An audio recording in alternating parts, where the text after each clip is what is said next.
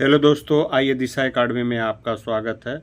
आज हम पढ़ने चल रहे हैं गवर्नर जनरल और वायसराय संबंधी महत्वपूर्ण बिंदुओं को देखने, क्योंकि इससे कोई भी एग्जाम हो 2 से 3 क्वेश्चन आता ही आता है।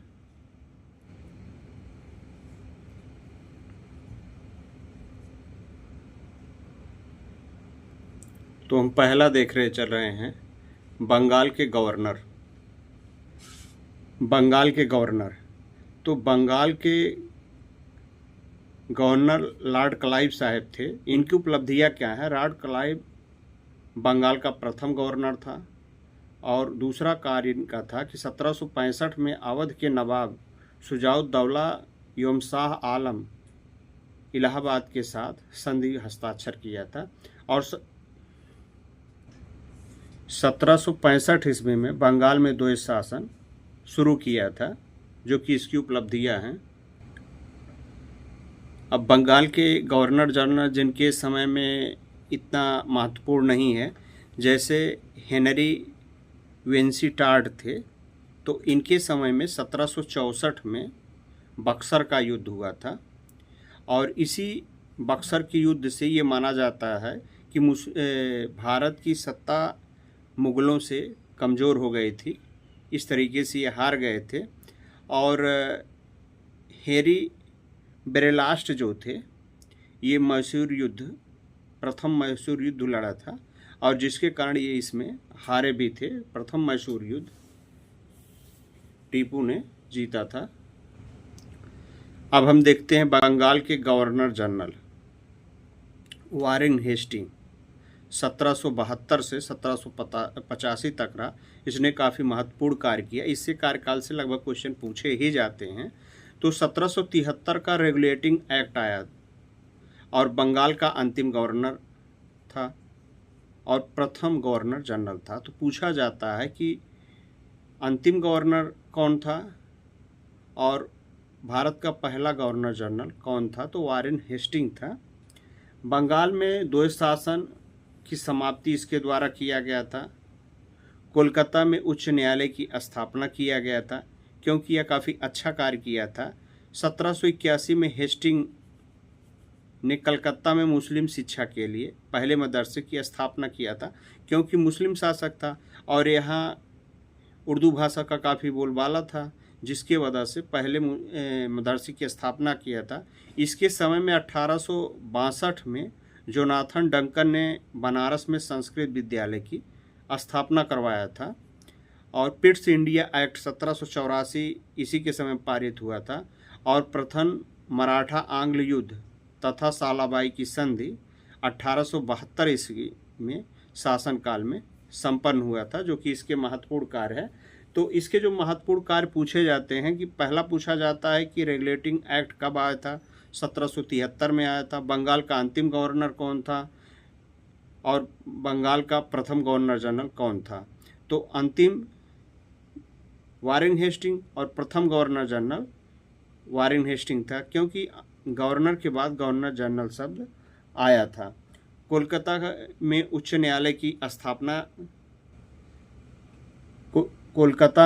न्यायालय की स्थापना इसके द्वारा सराहनीय कार्य किया गया था। 1781 में हेस्टिंग ने कलकत्ता में मुस्लिम शिक्षा के लिए पहले मदरसे का निर्माण किया था, क्योंकि शिक्षा के क्षेत्र में भी इसने काम किया था। और जोनाथन डंकन ने बनारस में मालवीय जी के साथ संस्कृत विद्यालय की स्थापना किया था और पिट्स इंडिया एक्ट इसके द्वारा 1784 में आया था और प्रथम आंग्ल मराठा तथा सालबाई की संधि इसके द्वारा की गई थी, जो इसके महत्वपूर्ण कार्य थे। तो लॉर्ड क्लाइव साहब को हम देखते हैं। तो ये पहला कार्यकाल 1786 से 1793 तक थे और दूसरा काल 1 साल के लिए थी, 1805 में थे। तो इनके प्रमुख कार्य क्या हैं जो पूछे जाते हैं? तो इनको पुलिस सेवा का जनक कहा जाता है, सिविल सेवा का जनक कहा जाता है। वारेन हेस्टिंग के प्रशासनिक सेवा की नींव रखी और कॉर्नवालिस ने इसे आधुनिक और तर्कसंगत बनाया। इसीलिए कॉर्नवालिस को भारत में शासनिक सेवा के जनक के रूप में ख्याति प्राप्त हुई। 1793 ईस्वी में अस्थाई बंदोबस्त की पद्धति इन्होंने लागू की थी और तृतीय मैसूर आग्ल युद्ध 1790 से 92 में तथा श्रीरंगपट्टनम की संधि 1792 में इन्हीं के शासनकाल में संपन्न हुई थी। तो पूछा जाता है कि इनकी उपलब्धियां क्या क्या हैं। तो पहली बात, इनको पुलिस सेवा का जनक कहा जाता है, सिविल सेवा का जनक कहा जाता है। इनके प्रयासों से ही भारत में सिविल सेवा का परीक्षा स्टार्ट किया गया और भारत के प्रशासनिक सेवा के इसीलिए इनको जनक माना जाता है।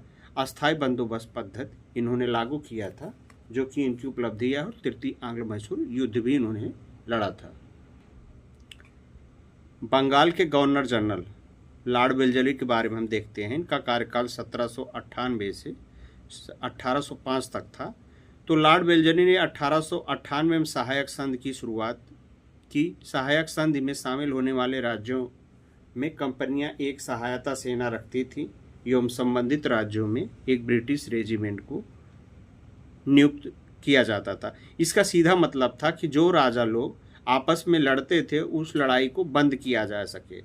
उस लड़ाई का बंद करने का सीधा अच्छा है कि शासन, कंपनी का शासन पूर्ण रूप से स्थापित हो, क्योंकि राजा लोग जब सैनिक नहीं रखेंगे तो जाहिर सी बात है कि कंपनियों पर ये निर्धारित हो जाएंगे और उसके बाद धीरे धीरे शासन करने में आसानी होगी।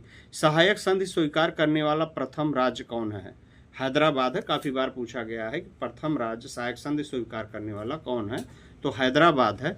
कलकत्ता में नागरिक सेवा में भर्ती किए गए युवकों को प्रशिक्षित करने के लिए फोर्ट विलियम कॉलेज की स्थापना किया गया था, क्योंकि विदेश से ज़्यादा सैनिक ला नहीं सकते थे और उनका खर्चा ज़्यादा था, इसलिए उसके 1/4 दाम पर भारतीय सैनिक मिल जाते थे, जिनको ट्रेनिंग करने के लिए फोर्ट विलियम कॉलेज की इन्होंने स्थापना की थी।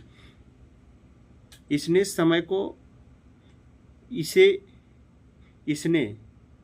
समय को बंगाल का शेर कहा जाता है।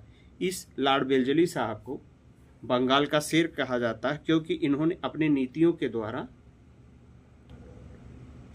शासन सत्ता को काफ़ी अच्छे से पकड़कर चलाया और इनके शासन में विरोध नहीं हुआ, क्योंकि सहायक संधि जैसी नीति लाया जिससे काफ़ी फायदा हुआ कि इन्होंने राज्यों पर अंकुश लगाया और उनके सुरक्षा के नाम पर धन भी प्राप्त किया और उस धन से सैनिक रखे जिससे वो अपनी सेवा कर सके।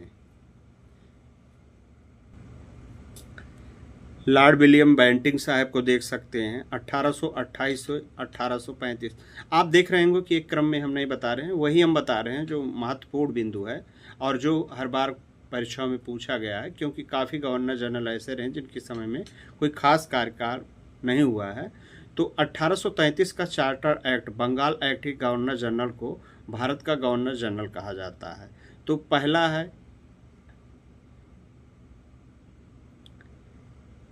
लॉर्ड विलियम बेंटिंग, भारत का पहला गवर्नर जनरल बना। राजा राम मोहन राय के सहयोग से 1829 में सती प्रथा को समाप्त किया गया, क्योंकि सती प्रथा का जो इतिहास है वो काफ़ी पुराना है, लेकिन जो सती प्रथम राजा राम मोहन राय की भाभी थी, जब इनके भाई एक्सपायर हुए तो इनकी भाभी से इनको काफ़ी मानती थी, जिसकी वजह से जब वो ज़बरदस्ती लोगों के द्वारा उनको सती किया जा रहा था तो उससे ये काफ़ी दुखी हुए। दुखी होने के बाद इसके प्रति इन्होंने बीड़ा उठाया और विलियम बेंटिंग साथ मिलकर इसे समाप्त करने के लिए प्रयास किया। सामाजिक सुधार के क्षेत्र में सती प्रथा की समाप्ति इसका प्रशासनिक कार्य था। इसके समय में ठगी प्रथा देश में विभिन्न क्षेत्रों में फैली थी। इसकी समाप्ति के लिए बेंटिंग ने कर्नल स्लीमन तथा स्थानीय रियासतों को मदद से 1830 ईस्वी में ठगी प्रथा का अंत हुआ। ये जो ठग लोग थे ये कौन थे? तो शिवाजी के जो सैनिक थे जो एकाएक अटैक करते थे, वो लोग ये सब काम करते थे। तो धीरे धीरे इसका ठगी प्रथा का अंत किया गया, जो कि 1830 में इसका अंत माना जाता है।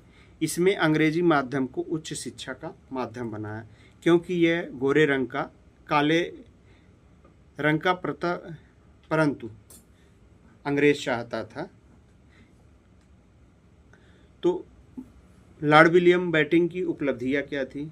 भारत का प्रथम गवर्नर जनरल बना। लॉर्ड विलियम बेंटिंक भारत का प्रथम गवर्नर जनरल बना। राजा राम मोहन राय के सहयोग से 1829 ईस्वी में सती प्रथा का अंत किया। सामाजिक सुधार के क्षेत्र में सती प्रथा की समाप्ति इनका प्रशासनिक कार्य था। इसके समय में ठगी प्रथा देश के विभिन्न क्षेत्रों में फैली थी। इसकी समाप्ति के लिए बेंटिंक ने कर्नल स्लीमन तथा स्थानीय रियासतों की मदद से 1830 ईस्वी में सती प्रथा का ठगी प्रथा का अंत किया, क्योंकि ये अकेले नहीं कर सकता, इसीलिए सबका सहयोग लेके किया।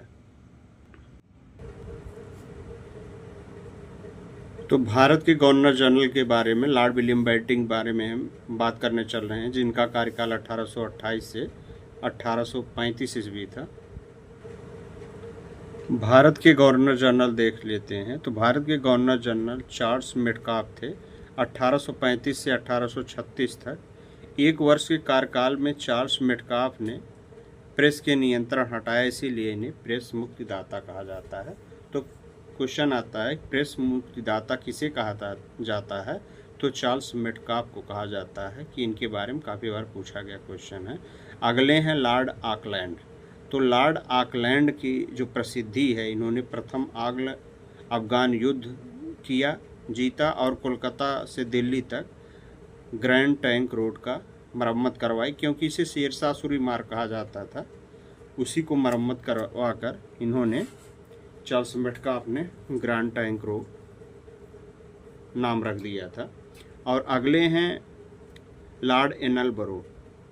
लॉर्ड एलनबरो ने भारत में दास प्रथा का अंत कर दिया, क्योंकि सबसे बुराई के रूप में दास प्रथा थी, जिसका इन्होंने अंत कर दिया था।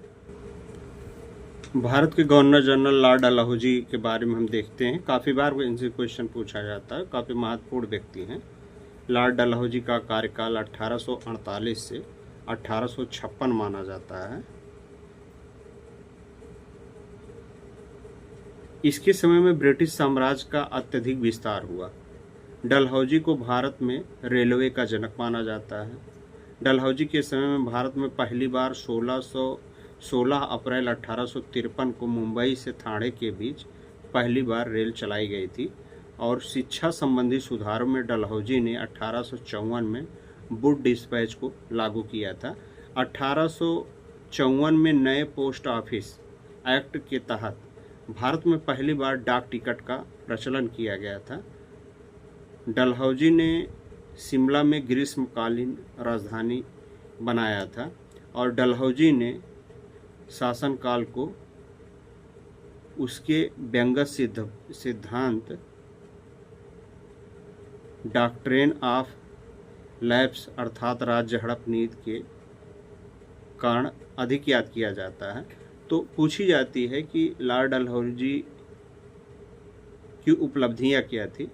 तो पहली उपलब्धि थी कि ब्रिटिश शासन में सबसे ज़्यादा साम्राज्य का विस्तार इसने किया था। रेलवे का जनक किया था। कब किया था? 16 अप्रैल 1853 ईस्वी को मुंबई से ठाणे चलाकर इनने शुरुआत किया था, इसीलिए इसे रेलवे का जनक कहा जाता है। शिक्षा सुधार के क्षेत्र में इसने डिस्पैच लाया था 1854 में, जिसे शिक्षा के क्षेत्र में मैग्ना कार्टा कहा जाता है।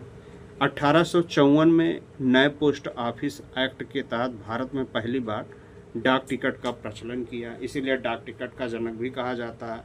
डलहौजी ने शिमला में ग्रीष्म राजधानी की स्थापना करवाया था, और डलहौजी के शासन को राज्य हड़प नीति के रूप में जाना जाता है, क्योंकि राज्य को जब हड़केगा तभी तो ज़्यादा क्षेत्रों का विस्तार होगा। डलहौजी द्वारा विलय किए गए राज्य को हम देख लेते हैं। तो पहला राज्य कौन था? सतारा था 1848 ईस्वी में। और यही पूछता है कि पहला राज्य कौन था? और अंतिम राज कौन था? तो अंतिम राज कुशासन के आरोप में 1856 ईस्वी में हड़प लिया था। तो एक क्रम देख लेते हैं। तो सतारा को 1848 में, जैतपुर संभलपुर को 1849 में, बाघातपुर को 1850 में, उदयपुर को 1852 में, झांसी को 1853 में, नागपुर को 1854 में, करौली को 1855 में और अवध कुशासन के आधार पर 1856 ईस्वी में हड़प लिया था। अब हम देखते हैं अगले वायसराय को। तो लॉर्ड कैनिंग अंतिम गवर्नर जनरल थे तथा पहले वायसराय थे। अंतिम गवर्नर जनरल कौन था? Lord Canning. और पहले वायसराय लॉर्ड कैनिंग थे। लॉर्ड कैनिंग के समय 1857 की क्रांति हुई थी, जो कि डलहौजी हड़प नीति की वजह से इतना असंतोष लोगों में फैल गया था। उसी का कारण 1857 की क्रांति मानी जाती है। यह लॉर्ड कैनिंग के समय में शुरू हुआ था। कैनिंग के समय में 1856 में विधवा पुनर्विवाह अधिनियम लाया गया था कई लोगों के प्रयास से, और कोलकाता, मुंबई, मद्रास में हाई कोर्ट की स्थापना की गई थी।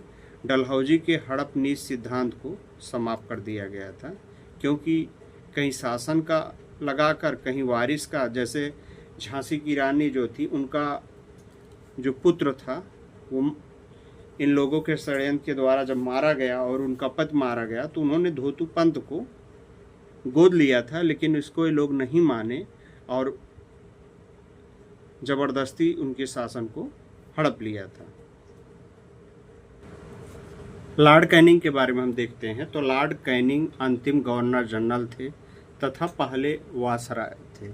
तो एक बार हम देख लेते हैं इस क्रम को। तो प्रथम गवर्नर जनरल कौन था? लॉर्ड क्लाइव था। बंगाल का गवर्नर जनरल प्रथम कौन था? वारेन हेस्टिंग था।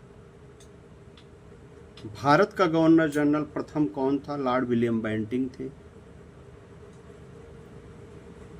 और लॉर्ड कैनिंग भारत के पहले वायसराय थे। लॉर्ड कैनिंग जो कि देख रहे हैं आप। तो लॉर्ड कैनिंग के समय में क्या हुआ था? 1857 का विद्रोह हुआ था। लॉर्ड कैनिंग के समय में 1856 में विधवा पुनर्विवाह अधिनियम लागू किया गया था और कोलकाता, मुंबई, मद्रास हाई कोर्ट की स्थापना किया गया था और डलहौजी के हड़प नीति सिद्धांत को समाप्त किया गया था। और 1857 में कलकत्ता और मद्रास में विद्यालय की स्थापना भी किया गया था। लॉर्ड मेयो के बारे में हम देखते हैं। तो लॉर्ड मेयो के समय में भारत में प्रथम जनगणना 1872 ईस्वी में की गई थी। यह नियमित जनगणना नहीं थी, लेकिन पहली बार शुरू किया गया था। लॉर्ड मेयो ने अजमेर में 1872 में मेयो कॉलेज की स्थापना किया था। इसने 1872 में एक कृषि विभाग की स्थापना किया था, क्योंकि कृषि में इसका काफ़ी रुचि था। 1872 ईस्वी में मेयो की अंडमान में एक अफगान द्वारा चाकू मारकर हत्या कर दी गई थी। यह पहला भारतीय वायसराय था जिसकी हत्या उसके कार्यकाल के दौरान की गई थी। तो इसीलिए इन्होंने ये ज़्यादा काम नहीं किए थे, लोकप्रिय वायसराय के रूप में जाने गए थे। पहला क्या काम किया था? भारत में प्रथम जनगणना कराया था 1872 में। लॉर्ड मेयो कॉलेज की स्थापना किया था और कृषि विभाग की 1872 में स्थापना किया गया था। कुल मिलाकर यह सामाजिक कार्य किया था। रिपन साहब को हम देखते हैं, लॉर्ड रिपन साहब को। तो इनके द्वारा मार्च 1878 में लॉर्ड लिटन ने भारतीय समाचार पत्र अधिनियम वर्नाकुलर प्रेस एक्ट पारित कर भारतीय समाचार पत्रों पर कठोर प्रतिबंध लगा दिया और 1878 में पारित हुए भारतीय शस्त्र अधिनियम के तहत शस्त्र रखने और व्यापार करने के लिए लाइसेंस अनिवार्य कर दिया गया। सीधी बात है, भारतीयों को इससे रोक दिया गया।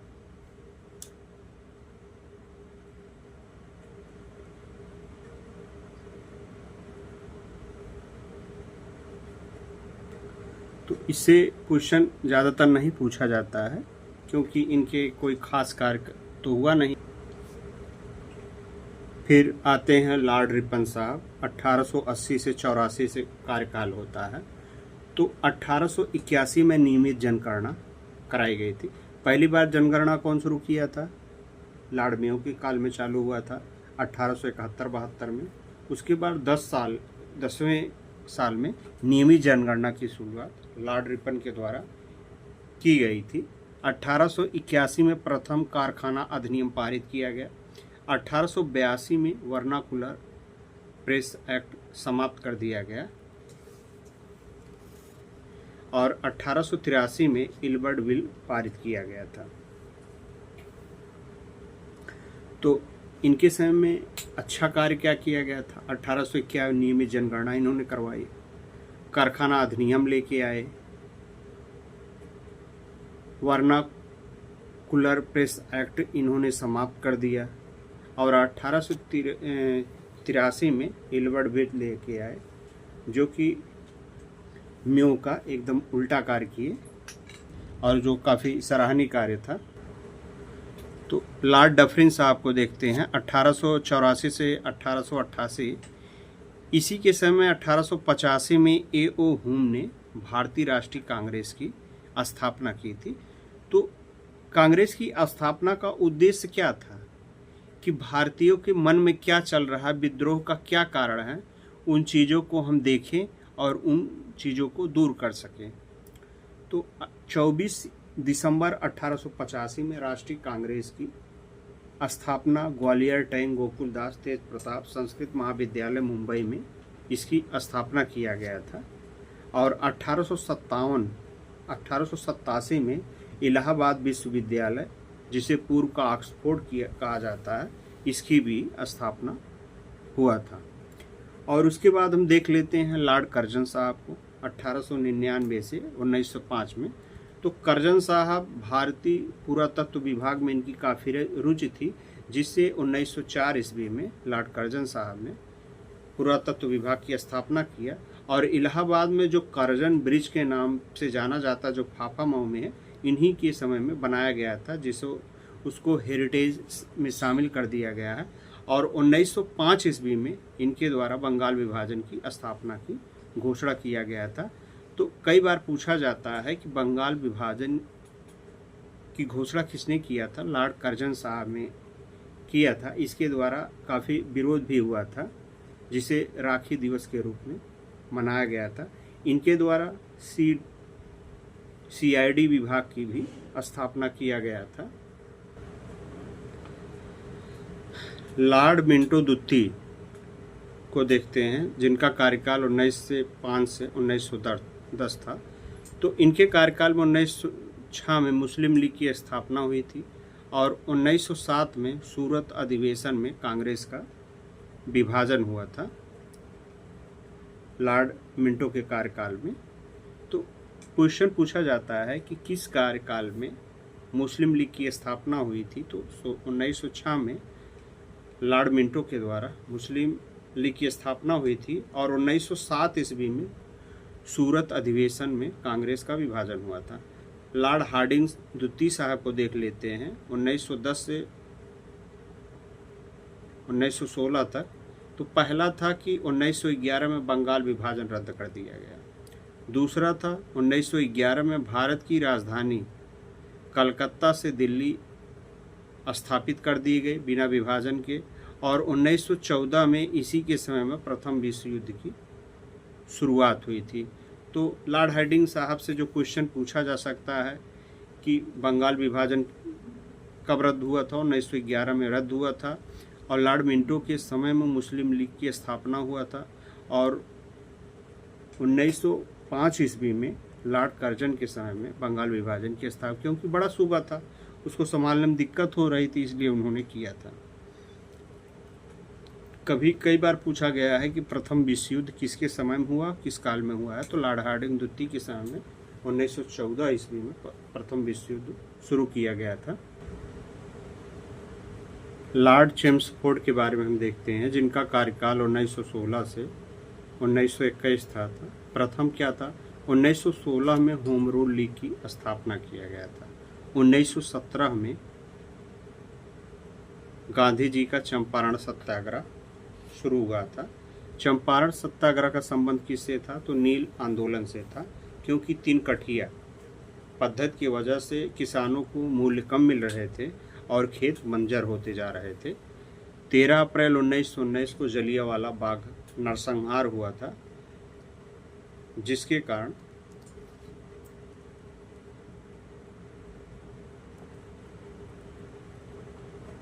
असहयोग आंदोलन गांधी जी ने किया था।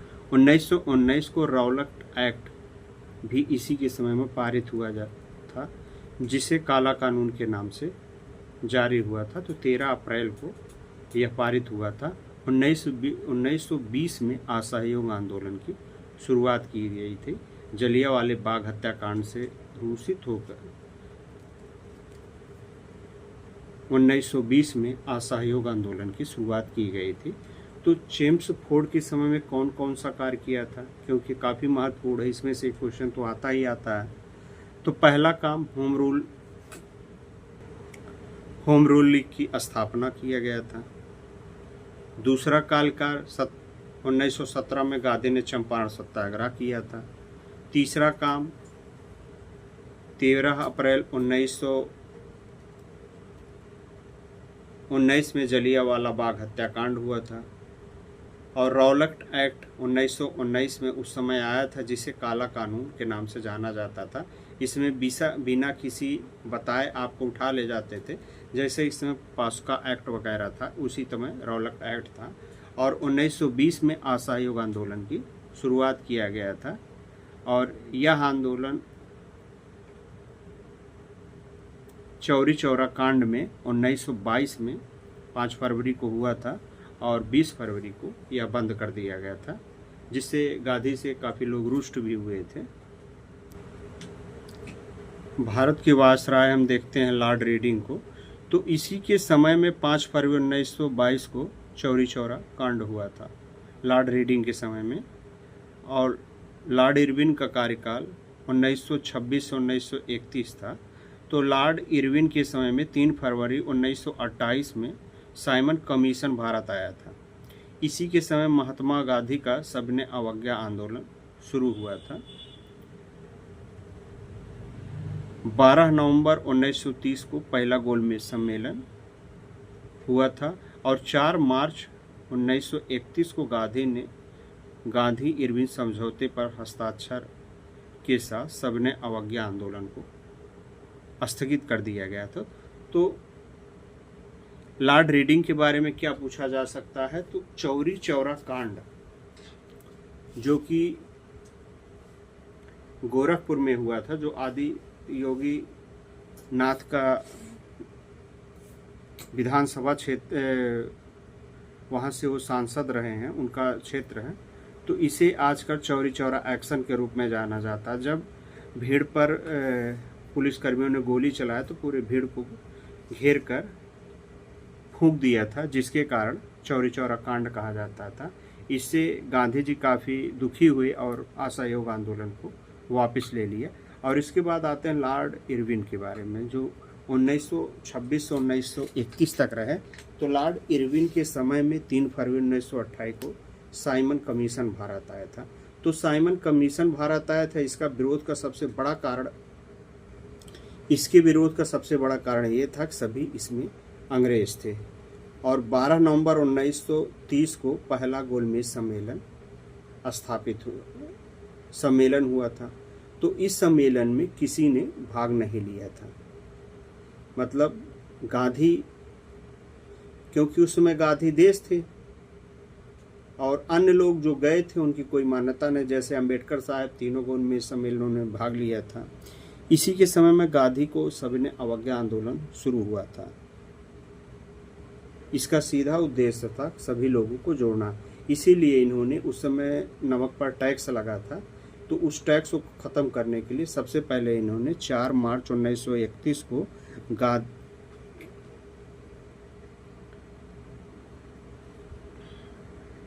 विनय अवज्ञा आंदोलन थी। इसकी जो रूपरेखा थी ये पहले ही रख दी गई थी, क्योंकि जब प्रथम गोलमेज सम्मेलन था तो इन गांधी जी ने 11 सूत्री मांग रखी थी, जिसको लॉर्ड इरविन ने ध्यान नहीं दिया था।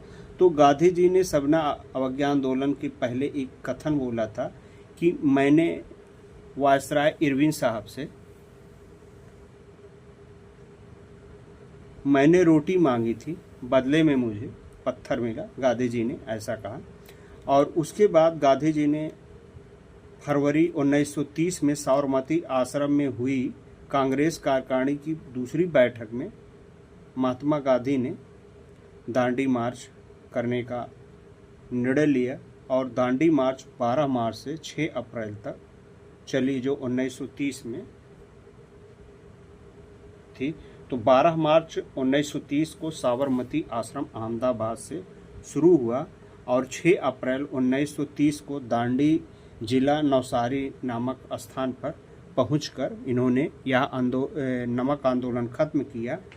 इसकी दूरी जो है 385 किलोमीटर, कुल 78 स्वयंसेवकों के साथ इन्होंने स्टार्ट किया था और बाद में लोग जुड़ते गए और इसके सपोर्ट में कई नेताओं ने अपने अपने स्थान पर नमक कानून बनाकर इसका बहिष्कार किया।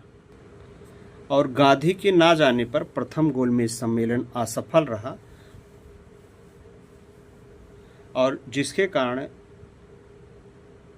इरविन ने गांधी के साथ 4 मार्च 1931 को समझौता किया और उन्हें द्वितीय गोलमेज सम्मेलन में आने के लिए प्रेरित किया। लॉर्ड बेलीगटन 1931 से 1936 में इनका कार्यकाल था। इनके समय में द्वितीय गोलमेज सम्मेलन हुआ था, तृतीय गोलमेज सम्मेलन हुआ था और 1932 को गांधी और अंबेडकर के बीच पूना समझौता हुआ था और भारत शासन अधिनियम 1935 इसी के समय में हुआ था। तो प्रथम गोलमेज सम्मेलन जब हुआ था तो 12 नवंबर से 19 जनवरी तक चला था, तो 1930 से 1931 तक चला था। और जो द्वितीय गोलमेज सम्मेलन है जिसमें गांधी जी ने भाग लिया था 1931 में शुरू हुआ था, जिसमें सभी लोगों ने अपने अपने हित की बात करना स्टार्ट कर दिया, जिससे गांधी जी द्वितीय गोलमेज सम्मेलन को छोड़कर वहीं पर चले आए। और तृतीय गोलमेज सम्मेलन था जो कि एक नाम मात्र के लिए तृतीय गोलमेज सम्मेलन के रूप में हुआ। तो इसमें ये पूछते हैं कि तृतीय गोलमेज सम्मेलन जो चला था वो 17 नवंबर से 24 दिसंबर तक चला था, जिसमें 46 प्रतिनिधियों ने भाग लिया था। तो ये पूछा जाता है कि द्वितीय सम्मेलन में गांधी के साथ कौन कौन गया था। तो गांधी के साथ महिला में सरोजनी नायडू जी भी इनके साथ गई थी और वहाँ से गांधी जी चले आए और हरिजनों की सेवा में जुट गए। उसके बाद गांधी जी भूख हड़ताल पर बैठ जाते हैं। उसके बाद अंबेडकर और गांधी के बीच पूना समझौता होता है, जिसमें गांधी जी ने कहा कि हम आपको इतने सीट 72 सीटों की अपेक्षा हम उससे ज़्यादा सीट आपको देंगे, लेकिन ऐसा आप मत कीजिए। तो गांधी जी क्योंकि अंबेडकर जी अन्य नेताओं से अंबेडकर को अन्य नेताओं द्वारा दाब दिया गया, क्योंकि गांधी जी को अगर कुछ हो जाएगा तो बहुत दिक्कत हो जाएगी, जिससे अंबेडकर साहब ने जाके समझौता किया और भारत शासन अधिनियम 1935 इन्हीं के समय में पारित किया गया था। लॉर्ड लिनलिथगो तो वायसराय के तौर पर सर्वाधिक लंबा कार्यकाल था। प्रथम आम चुनाव 1936 से 1937 ईस्वी के दौरान कराए गए और 1940 में अगस्त प्रस्ताव लाया गया। 1942 में क्रिप्स मिशन भारत आया था। तो वायसराय के तौर पर सर्वाधिक लंबा कार्यकाल, एक तो ये क्वेश्चन पूछा जाता है और दूसरा पूछा जाता है भारत में आम चुनाव कब हुआ था। तो भारत में आम चुनाव 1936 से 37 के दौरान हुआ था। अगस्त प्रस्ताव लाया गया था, किसके द्वारा? गांधी द्वारा लाया गया था, 1940 में लाया गया था। और क्रिप्स मिशन भारत कब आया था, काफ़ी बार पूछा जाता है। तो 1942 ईस्वी में क्रिप्स मिशन भारत में आया था, लॉर्ड लिटको के कार्यकाल में आया था। तो भारत के वायसराय हम देख लेते हैं। भारत के वायसराय हम देखते हैं लॉर्ड माउंटबेटन 1947 से 1948 तक भारत का अंतिम वायसराय था। स्वतंत्र भारत का पहला गवर्नर जनरल था और 15 अगस्त 1947 को हमारा प्यारा भारत अंग्रेज़ों की से स्वतंत्र हो गया था। तो कई बार क्वेश्चन पूछा गया है कि भारत का अंतिम वायसराय कौन था।